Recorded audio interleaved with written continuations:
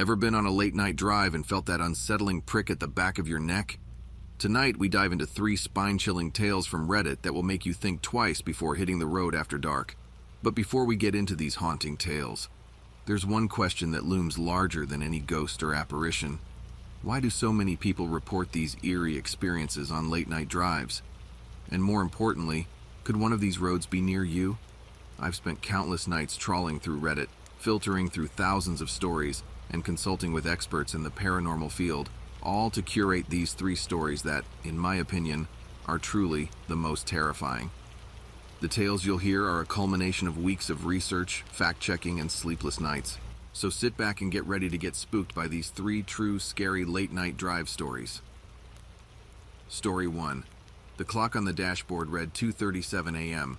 The luminescent digits blinked mockingly at me, reminding me of how far I had to go before I reached home.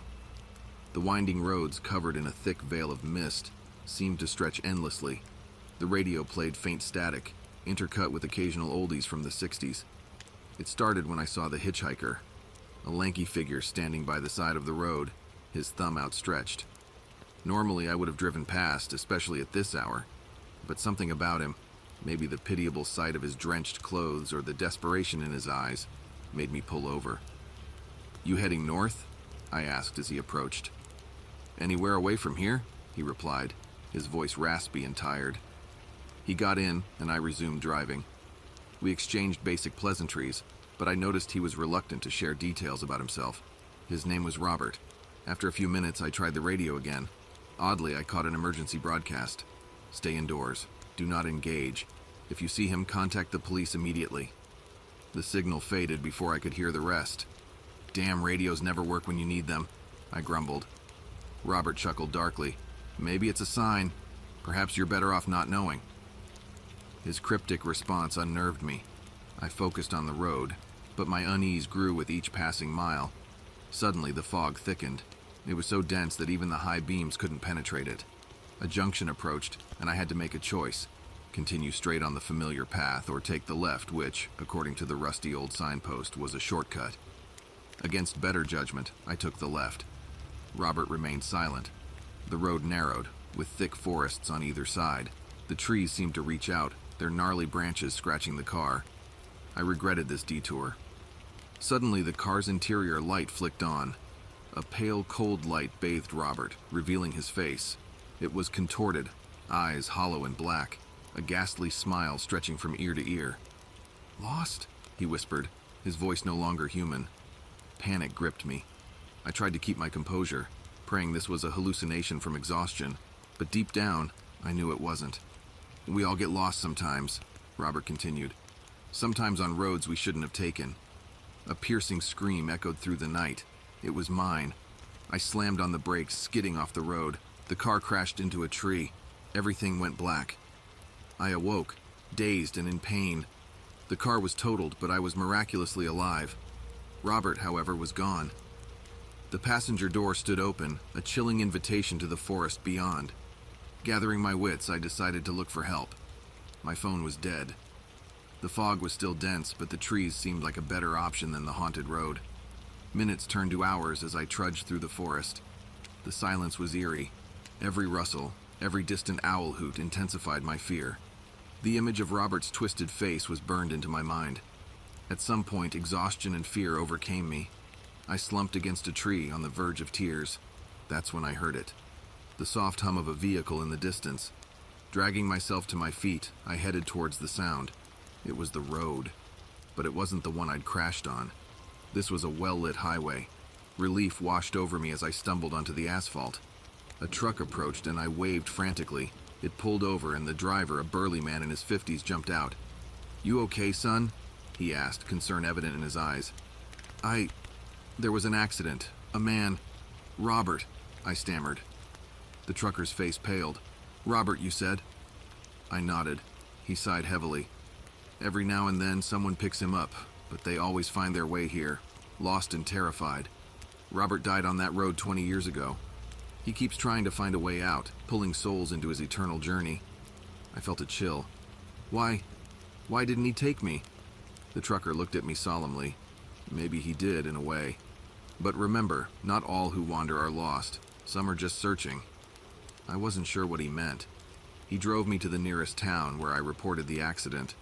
The police were skeptical but promised to investigate. It's been years since that night, but every time I drive late, especially on foggy nights, I can't help but glance at the passenger seat, half expecting to see those hollow eyes staring back. Story 2. Route 17 was notorious among locals. An old, forgotten road, veering into the desolate woods. Few ventured there, especially after dark. Legends whispered of lost souls and haunting cries.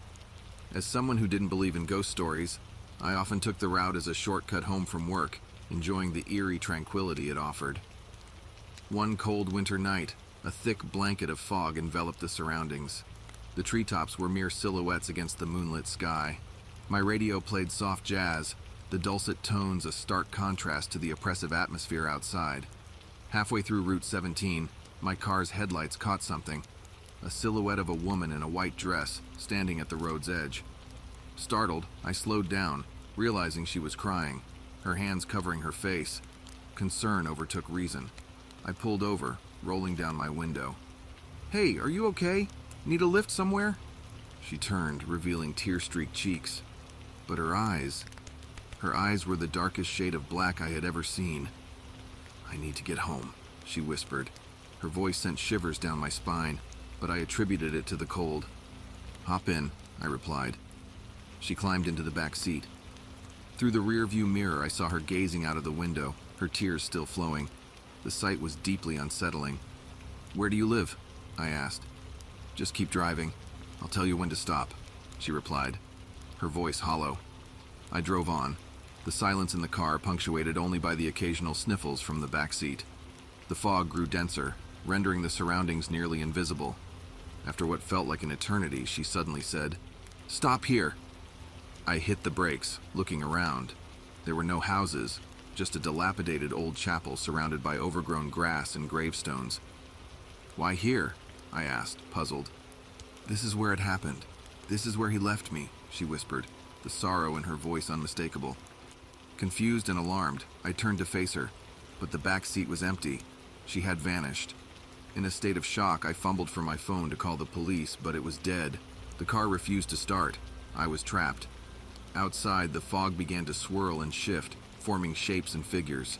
Ghostly apparitions appeared, all crying out, their voices melding into a chorus of anguish. Panicking, I tried to lock the car doors, but the locks were jammed. A hand pressed against my window. It was her again, her black eyes filled with sorrow and anger. Other spirits joined her, each pressing against the car, their cries growing louder and more desperate. In sheer terror, I managed to force the door open and sprinted towards the chapel, hoping to find sanctuary. But as I neared the building, the cries grew deafening, echoing in my ears, disorienting me. I stumbled inside, slamming the door shut behind me. The chapel was cold, its walls adorned with faded paintings of saints and angels. In the center, an old altar stood, illuminated by the moonlight streaming through the broken windows. I approached the altar, searching for anything that might offer protection.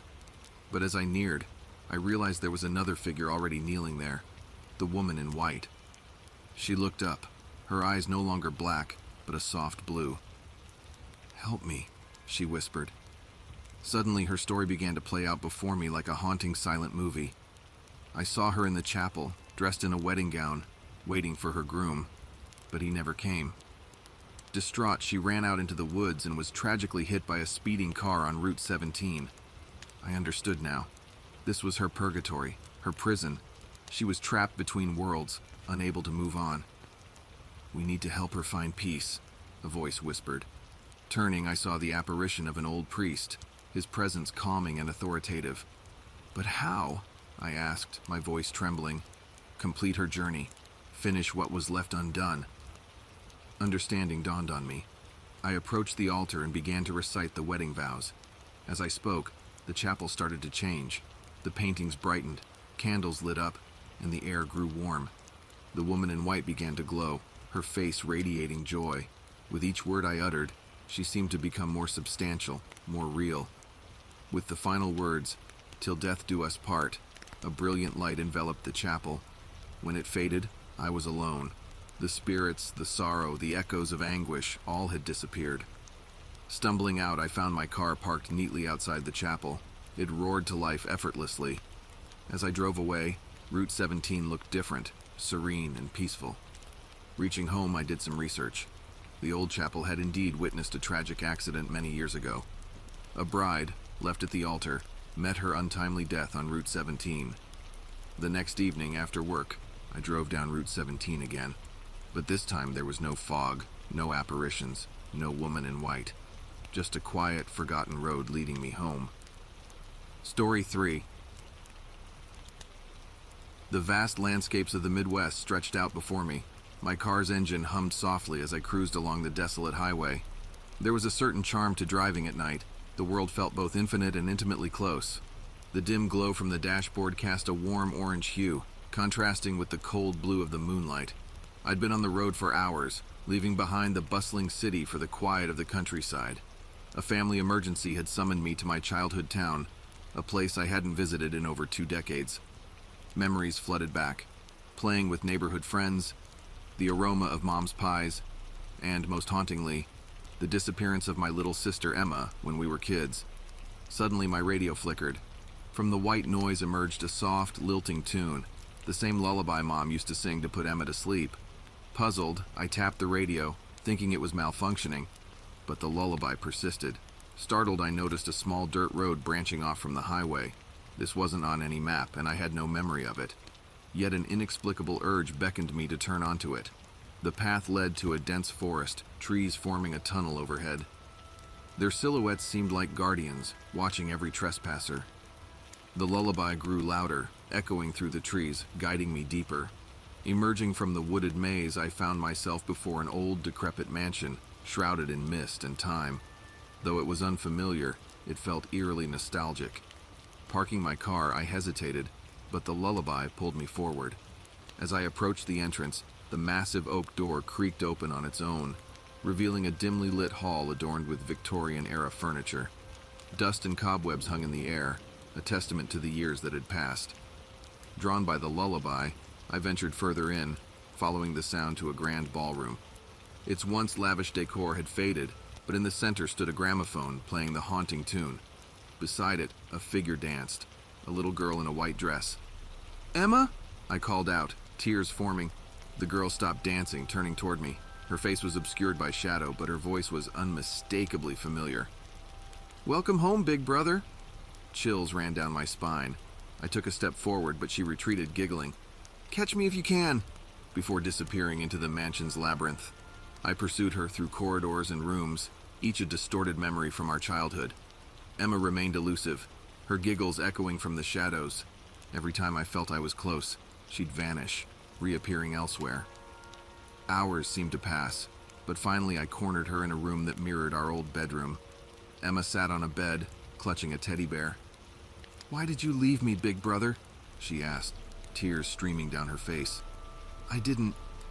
We searched for you everywhere," I stammered, overwhelmed by guilt and confusion. "They took me," she whispered, pointing towards a mirror hanging on the wall. It reflected not the room, but a dark void. From it, shadowy figures with gleaming eyes emerged, slowly advancing. Panicking, I grabbed Emma's hand. "We need to leave now." But she resisted. "It's too late. They've marked you." I felt a searing pain on my arm, and noticed a dark web-like mark spreading across my skin. Emma cried, "Remember, big brother, remember that night." Images flashed before my eyes. The mansion, a secret gathering, hooded figures chanting around a ritual circle, and Emma's terrified face. Realization dawned. Our parents had been members of a cult, and they had offered Emma as a sacrifice to the shadowy entities in exchange for wealth and power. But I had repressed these memories, burying them deep within.